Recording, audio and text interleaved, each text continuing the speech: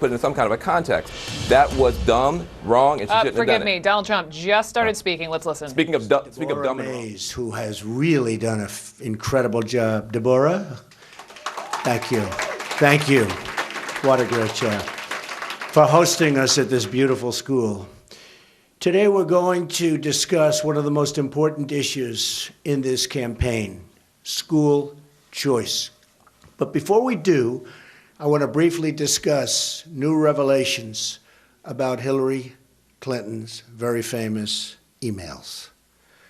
According to the FBI report, the FBI did not find that hostile foreign actors, and would think of this, it's so important, when they went around and were so vigilant, at least as far as this, but they found that hostile foreign actors gained access to the personal email accounts of individuals with whom Clinton was in regular contact, and in doing so, obtained emails sent to or received by Clinton on her personal account. And every time she talks about the subject, it's different. She's got to get her act together. Remember, Hillary Clinton was emailing about the drone program, among many other extremely sensitive matters. This is yet more evidence that Clinton is unfit to be your commander-in-chief. By the way, the whole country saw how unfit she was at the town hall last night, where she refused to take accountability for her failed policies in the Middle East that have produced millions of refugees, unleashed horror of radical Islamic terrorism all over, and made us less safe than ever before. Throughout it all, she put the country, and I mean the entire country, at risk in order to cover up her pay-for-play scandals as Secretary of State. These include scandals giving up uranium to Russia, doing favors for UBS Bank, and selling contracts to friends and family in Haiti. It's all about hiding criminal enterprise, and that's what it's about. As part of her criminal cover-up, Hillary's, and you know her staff, you know it well. You read about it all the time. You just read about it, and it's getting worse and worse. Hillary Clinton's staff deleted and digitally bleached, which is acid cleaned, her emails after receiving a congressional subpoena. That's after receiving, not before. That's after receiving. She gets a subpoena from the United States Congress, and she deletes and bleaches. She also, and her staff, destroyed some of her 13 different phones, but this time with a hammer. I've never done that. Then, when she was interviewed by the FBI, she claimed she couldn't remember important events 39 times. She couldn't even remember whether she was trained or handling classified information. Didn't remember anything about it. So if she really didn't remember, that's a problem. And if she did remember, that's a problem. She even said she didn't know what the letter C stood for, whether it was confidential, classified information, or something. All the while, as Hillary and Bill raked in millions of dollars from special interest, the world was falling apart. Hillary Clinton's policies produced ruin in Libya, Iraq, and Syria. Absolute ruin and death. She failed in Russia. She failed in China. She failed miserably in North Korea.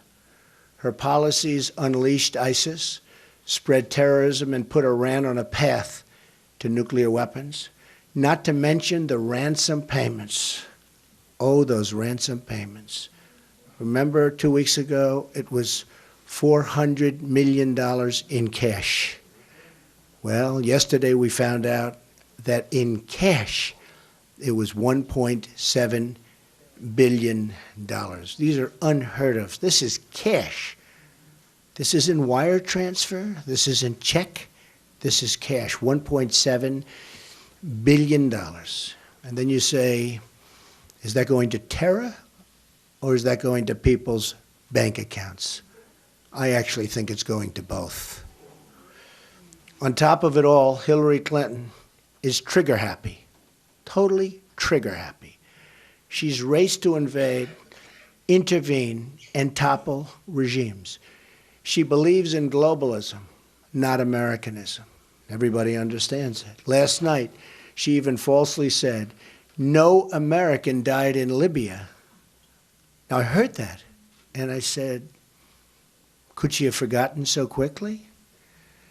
Then she also falsely said there's no ground troops in Iraq, even though we have 5,000 military personnel there right now. Iraq is one of the biggest differences in this race. I opposed going in, and I did oppose it, despite the media saying no, yes, no.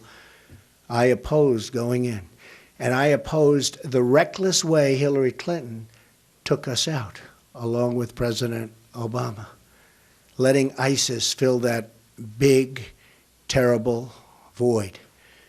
But I was opposed to the war from the beginning, long after my interview with Howard Stern.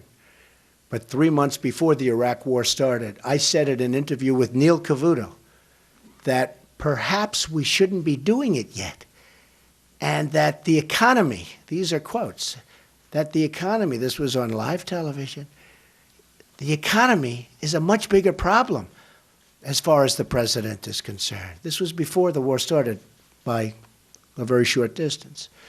Then on March 25th of 2003, just after the war had started, just days after, just a little while after, I was quoted as saying, the war is a mess. And yet, more evidence that I had opposed the war from the start. I said, the war is a mess on television somewhere. In July of 2003, I said, I would love to see New York City and some of our cities and some of the states of our nation get some of the money that's going toward Iraq and other places. Because, you know, they really need it, and they need it badly. Well, I said that. We have numerous other quotes, too, by the way, both before and shortly after. Then in August of 2004, very early in the conflict, extremely early in the conflict, right at the beginning, I made a detailed statement in an interview to Esquire magazine. So right at the beginning. And by the way, numerous honest reporters said, well, Trump may have said it at the beginning, and some said he did say it at the beginning because they had Cavuto's clip and other clips. But some said, well, you know, it doesn't matter because right at the beginning, he made very strong statements. This is many years ago. And here's what Esquire magazine said. This is a quote, an absolute quote. Look at the war in Iraq and the mess that we're in. This is right after the war started. I would never have handled it that way. Does anybody really believe that Iraq is going to be a wonderful democracy where people are going to run down to the voting box and gently put in their ballot, and the winner is happily going to step up and to lead the country? So innocently. I go, come on. 2 minutes after we leave, there's going to be a revolution. Pretty good. And the meanest, toughest, smartest, most vicious guy will take over. Well, that's going to be combinations of ISIS and Iran. Iran's taken over. They're taking over among the richest and largest oil reserves in the world. We let them do it. We let them do it. Should have never been in the war, but we should have never, ever gotten out of the war the way Barack Obama got us out, along with Hillary Clinton, because we opened it up for ISIS. So it continued. What was the purpose? This is me right at the beginning of the war, in an article. What was the purpose of this whole thing? What was the purpose? Hundreds and hundreds of young people are being killed. And what about the people coming back with no arms and with no legs. Not to mention the other side, all of those Iraqi kids who've been blown to pieces. And it turns out that all of the reasons for the war are just blatantly wrong. All this for nothing. All this for nothing. This was right at the beginning of the war. Then they see, I see the lies last night. Donald Trump was always in favor of the war in Iraq. That's why I had to do this. Because the media is so dishonest, so terribly dishonest, and you understand it, and you understand it. The media is so terribly dishonest, so I had to do this. I ended with, I would have been tougher on terrorism. Bin Laden would have been caught a long time ago before he was ultimately caught, prior to the downing of the World Trade Center. So this was right at the beginning, and those other statements were before the war even started. And the Howard statement was long before, and it was the first time anybody ever asked me about Iraq. And I said, I don't know. It was very, but that was superseded because before the war, much closer to the war, I gave statements that we shouldn't go in. And shortly thereafter, immediately thereafter, and honestly, a lot of reporters said, hey, right at the beginning, he made this statement. And that statement was a very major story in Esquire magazine. So I just wanted to set the record straight. There is so much lying going on. And Hillary Clinton lied last night about numerous things, including her email, but she also lied about this. Had I been in Congress at the time of the invasion, I would have cast a vote in opposition. For years I've been a critic of this kind of reckless foreign invasions and look, let's face it, interventions, that's what they are, that have been a hallmark of trigger-happy Hillary and her failed career. It's been a disaster. Here's the bottom line. I was a private citizen. I had no access to briefings or great intelligence surveys that she did. I had no access to anything as a private citizen. Frankly, nobody really cared too much about what I said. I'm doing business. I don't even know why I was asked the question. I guess because I was asked the question. Who knows? But I didn't have access to all of the intelligence information that she did and everybody else did. But in Iraq, my judgment was right. And hers, with all of this information and all of this great intelligence information, was wrong, along with a lot of other people, in all fairness. It was a big mistake. Totally destabilized the Middle East. It was a big mistake. Death to so many people. Hillary Clinton is always complaining about what's wrong. I just watched her on the tarmac. She tried to make up for her horrible performance last night. It was a horrible performance. So she went on the tarmac and told more lies. But she's been there. Remember this. She's always talking about things that she's going to do. But she's been there for more than 30 years. And she's never done anything about it. Never done anything. And all you have to do is look at New York State. When she ran for senator, she said she will bring jobs back to New York State. It's a disaster. No jobs have come back. Jobs have left. New York State, upstate New York, and the areas that she was talking about, they are disasters. All you have to do is look at New York State. She said she was going to bring tremendous jobs back. It will be wonderful, just like she's saying now. She wouldn't know how to bring a job back. She wouldn't have a clue. So it's all talk, but nothing happens. And that's what's going to happen with our country on jobs. And nobody is going to bring jobs back like Donald Trump. I will be the greatest jobs-producing president that God ever created. And I say that with my pastors in the front row. With my pastors, believe me. So we're on track now to spend, listen to this, $6 trillion. $6 trillion. Could have rebuilt our country twice. all together on wars in Iraq and Afghanistan and the Middle East. Meanwhile, massive portions of our country are in a state of total disrepair. It's time to rebuild America.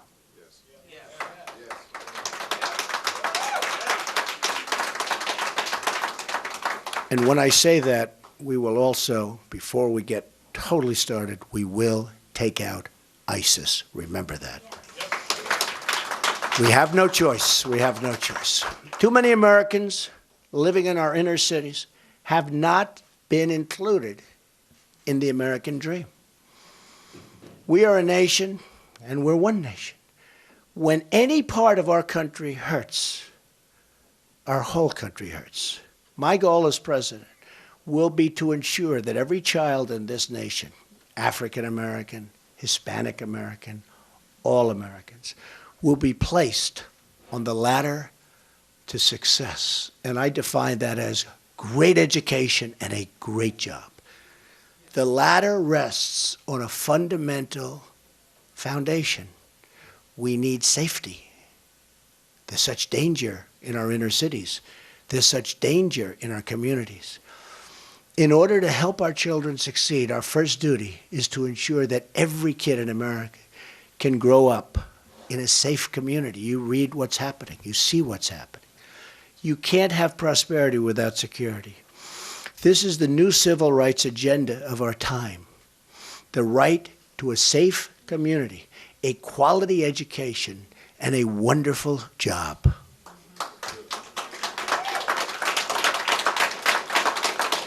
Including for those great students that I met just a little while ago.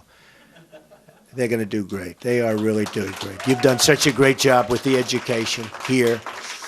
Our campaign represents the long-awaited chance to break with the bitter failures of the past and to embrace a new and strong American future. There's no failed policy more in need of urgent change than our government-run education monopoly. And you know in the back, that's exactly what it is. They're protecting a lot of people that have a lot of really high-paying jobs, and they're not doing the jobs like Deborah, that I can tell you.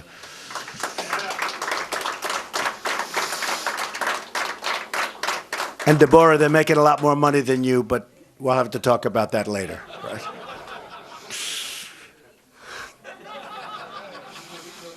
The Democratic Party has trapped millions of African American and Hispanic youth in failing government schools that deny them the opportunity to join the ladder of American success. It's time to break up that monopoly. Have to do it. I want every single inner city child in America who is today trapped in a failing school to have the freedom, the civil right to attend the school of their choice. Their parents will choose the finest school. They will attend that school. This includes private schools, traditional public schools, magnet schools, and charter schools, which must be included in any definition of school choice. Our government spends more than enough money to easily pay for this initiative, with billions and billions of dollars to be left over. It's simply a matter of putting students first, not the education bureaucracy, and that's what's happened. That's right. Let's run through the numbers. At the state and federal level, the United States spends more than $620 billion on K-12 education each year. That's an average of about $12,296 for every student enrolled in our elementary and secondary public. 10% of costs. The other roughly $560 billion spent on K-12 education comes from the states. We spend more per student than almost any other major country in the world, and we're doing very poorly in terms of a list. We spend more by far, and we're doing very. So obviously, Common Core does not work.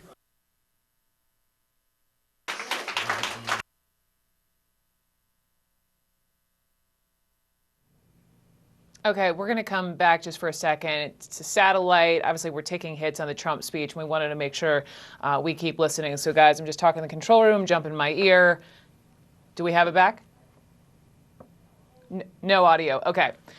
So I'm not quite sure who I have with me. Just let me know Gloria Borger, let me just bring you in here as we're going to tap dance for a hot second until we can hear more from Donald Trump. What's interesting, just to remind the viewer, is that, he's in Philadelphia. There are, I believe, one, if not two rows of school kids in the room because this was billed as a sort of an address on education, but he took the first really 20 minutes to, slam Hillary Clinton again on emails, on the Clinton Foundation, before then going in on, why he says he's been against the Iraq War. Right. And, this has been, he has long said, I was against the Iraq War from the beginning. And that is clearly up for discussion and debate here because he wasn't against the Iraq War. September 2002. Howard Stern, radio. In an interview with Howard Stern, he asked him if he was for it, and he said, yeah, I guess so. What happened with him, and he was referring to an Esquire interview that he gave, after the war, he really opposed it. And he said, look at the war in Iraq and the mess we're in. I never would have handled it that way. That's the interview he gave to Esquire. So his views on the war in Iraq seem to have evolved from before we got in, when he said, I guess so, and I support the idea, to after we got in, when he said, I never would have done that, and that was a mess. Now, he said today that he would have voted differently from Hillary Clinton had he been in the Congress. That's fine to say that, but his words are his words. When he talks about, and I had Trump surrogates on yesterday as we were talking about sort of what he had said some years ago before the Libya invasion, and he was for it, and then he since said he's against it. And you're hearing this line from Trump and the surrogates saying, well, he was just a private citizen. Right. He was a private citizen. He wasn't aware of the, intel briefings, and especially on Iraq, obviously was wrong. But is that a fair point? Well, and he made it again. He made it again today that Exactly. he didn't have access to all of the intelligence. As it turns out, as you know, Brooke, the intelligence was wrong. Right. About the question of weapons of mass destruction. So you could have access to all the intelligence, and I would argue that George W. Bush had a lot of access to intelligence as President of the United States. And, it's not foolproof, as we learned the hard way with weapons of mass destruction in Iraq. And so people who voted, and Hillary Clinton has said she made a mistake, as have others, in voting for the war in Iraq. I mean, Jeb Bush said going into Iraq was a mistake. It took him a while to get there, but he did say that, remember, during the campaign. Yeah. So a lot of people could make that argument, but I would remind everyone that the intelligence was absolutely Wrong. false, wrong. Gloria, stay with me, please. Let me bring in Dana Bash, our chief political correspondent, who's there in beautiful Thousand Oaks, or the area, Simi Valley, California, at the Reagan Library, and we'll talk about why you're there, which in just a moment. But I know you couldn't hear Donald Trump for the last 20 minutes or so, but the Cribs notes are as follows: that instead of really beginning with education, he again took Hillary Clinton to task on the private email server, and also on the Clinton Foundation. And I'm curious, is this just what it's going to be like for the next 60 days? The tit for tat, the back and forth? Yes, it is. In a word. I mean, it is going to be, it has been, and it's going to continue, especially because Republicans, and you've heard it all morning, and you obviously heard it from the man himself, from Donald Trump himself, feel that they have an in after hearing Hillary Clinton last night trying to explain herself once again on the email server, which, if you kind of take the time and listen to it, she's certainly explaining the logic behind why she didn't think that she was emailing classified information. But if you're her political opponent and you're trying to boil it down to the fact that she is just business as usual, that she thinks she's above the law, all of the things we've heard from Republicans throughout this entire campaign season, they have new fodder from last night, and Donald Trump would be committing political malpractice by not trying to use that. We will talk to you again in a second and explain why you're at the Reagan Library, but let's head back to Donald Trump. Hopefully the signal is fixed. Public, private, or even religious school of their choice. Competition. It's competition. Competition always does it. The weak fall out and the strong get better. It's an amazing thing, right? Pastor says it's right. You're right. Right now, about $1.9 billion is spent on 50 private school choice programs nationwide. These are opportunity scholarships, tax credits, and education savings accounts. This covers about 400,000 students in our country, which is still a small number. Altogether, school choice is serving more than 3.4 million students nationwide. Getting there, charter schools in particular have demonstrated amazing gains in the results in providing education to disadvantaged children, and the success of these schools will be a top priority in a Trump administration. We have to fix education. We have to. Military, education, health care. But these things all go hand in hand. We have to fix them. My first budget will immediately add an additional federal investment of $20 billion toward school choice.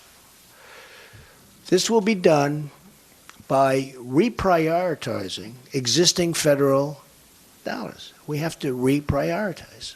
Specifically, my plan will use $20 billion of existing federal dollars to establish a block grant for the 11 million school-age kids living in absolute poverty.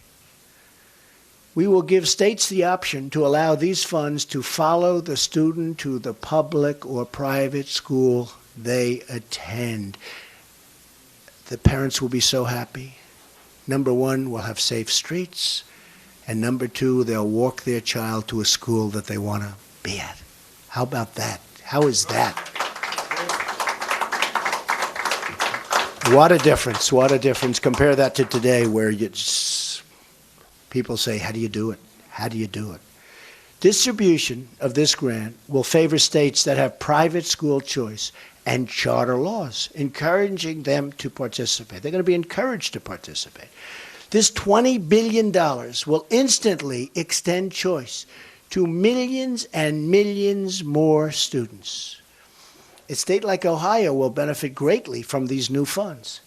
Ohio is a leader in school choice. Ohio has 5 private school choice programs that serve over 30,000 students and 384 charter schools, serving 123,844 students. Great job. But the $20 billion is only the beginning. As president, I will establish the national goal of providing school choice to every American child living in poverty. That means that we want every disadvantaged child to be able to choose the local public, private, or charter school, a magnet school, any of these schools that is best for them and for their family, for mom and dad. Each state will develop its own formula, but we want the dollars to follow the student. So important. The dollars will follow the student, and the student will follow the right school. They're going to follow the right school. $9 and $10 spent on K-12 education is spent at the state and local level. To achieve this long-term goal, we will have to make this a shared national mission to bring hope to every child in every city in this land, in our country, in our great country.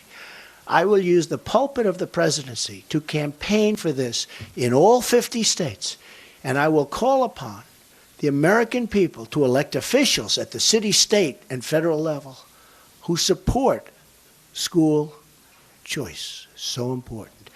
My administration will partner with the leadership of inner city, and I mean any one of them,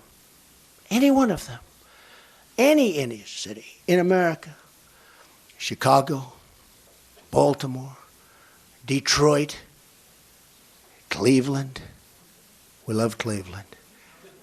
We love Cleveland. Had a great experience in Cleveland, that's all I know. And by the way, your police department did a phenomenal job during the convention. And that's any city that is willing to run a pilot program to provide school choice to every child in that community. In Baltimore, for instance, that would mean more than $15,000 in funds available per student. Can't beat that. I'm confident that the politicians will not be able to suppress the will of the people anymore. It's too much, too strong. Eventually they break. They're politicians. They always break. They certainly break on trade for our country. We don't make any good deals, right? They break on an hourly basis. If we can put a man on the moon, dig out the Panama Canal, and win 2 world wars, then I have no doubt that we as a nation can provide school choice to every disadvantaged child in America. If the states collectively contribute another $110 billion of their own education budgets towards school choice, on top of the $20 billion in federal dollars, that could provide $12,000 in school choice funds to every single K-12 student who today is living in poverty. The money will follow the student.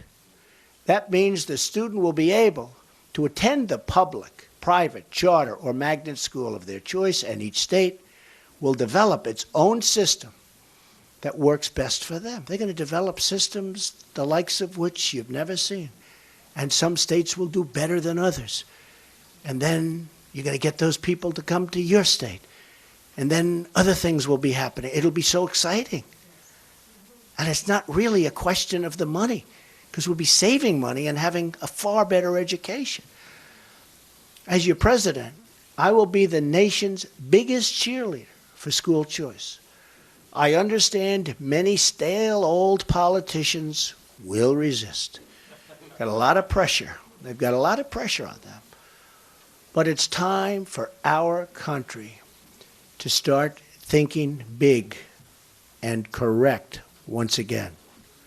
We spend too much time quibbling over the smallest words when we should spend our time dreaming about the great adventures that lie ahead. I will also support merit pay for teachers, the great teachers, so that we reward our best teachers instead of the failed tenure system that rewards bad teachers and punishes the good ones, and the bad ones are making the same money and sometimes more than the good ones. Can't have that. At the same time, we have to ensure that jobs are waiting for our young kids when they graduate high school and college. My policy will add millions of new jobs to our country, especially for African American and Hispanic communities. I'm going to do such a great job. My plan to lift restrictions on the production of American energy will not only make home energy bills a lot cheaper, your electric bills will be a lot less, but it will add an estimated 500,000 jobs per year. By reducing radical regulations and overtaxation, we're bringing your taxes way down, we can bring thousands of new companies into our poorest communities. Crucially, my trade reforms will create a manufacturing revival in America. As you know, all of your companies, Cleveland is a great example, but your companies are being ripped out of your community, and your people are being left jobless, and your government's being left with no taxes. We have a nearly $800 billion, think of that, $800 billion annual trade deficit with the world.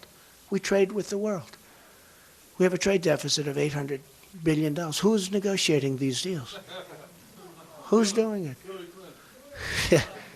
That's actually very good. Hillary Clinton is absolutely a good answer. Hillary Clinton and people like Hillary Clinton that haven't got a clue, and the clue they do have goes to their donors and the special interests, believe me. That's money coming straight out of the states like Ohio and Pennsylvania and Michigan and Maine and so many others. I've seen so many. It's so sad. When I campaigned during the primaries, I saw everything. And it was so sad to see communities that have just been left jobless, where the companies have moved to other countries, Mexico in particular, but other countries. By ending foreign currency manipulation, product dumping, and other predatory trading practices, opened thousands of new plants and factories across America. In driving over today, I passed so many places, factories. 20, 30 years ago, they were thriving. And they're just dead, worthless. A real estate person, you wouldn't pay anything. Worthless. We'll put them back into action again. The future is filled with limitless possibilities for our nation and exciting opportunities for our wonderful children. We all have to do, and we just have to work. We all have to work. But we all have to cut our ties with the failed politics of the past. You have to cut your ties. Have to cut your ties. These are the people that put us in this situation. They're not going to take us out. They're not going to take us out. That includes in wars. And Hillary Clinton created a lot of the problems, and now she's saying how she's going to take us out. She doesn't have a clue. Not even a little clue. We've had such a failed foreign policy with the people we have now. A failed education policy, a totally failed economic policy, and underneath it all, a failed political system that rewards politicians for how many donors they have or how many journalists they know, not how many Americans they help to live better and more prosperous lives. That's how they get rewarded. They'll talk to you and talk to you. They'll come into Cleveland. She'll be saying what a wonderful job she's going to do. She'll get your vote. Then she'll say, see you in 4 years. She might even say, see you in 4 years, suckers. Because that's what it is. See you in 4 years, suckers. But the failures of the past are about to end. That ending begins on a very special date for this country, November 8th. Get out and vote. We will have one American nation. We will be one American people. We're fighting to give every child in every forgotten stretch of this country the chance to live out their dreams in safety and in peace. That means a safe neighborhood, a quality education, and a secure, high-paying, and exciting job. We only have bad jobs. We don't have good jobs anymore. Many of our good jobs have left. They're gone. This is how we will rebuild our future. This is how we will make America great again for everyone. God bless you. Thank you very much. Thank you. Thank you very much. Appreciate it, Cleveland. Thank you.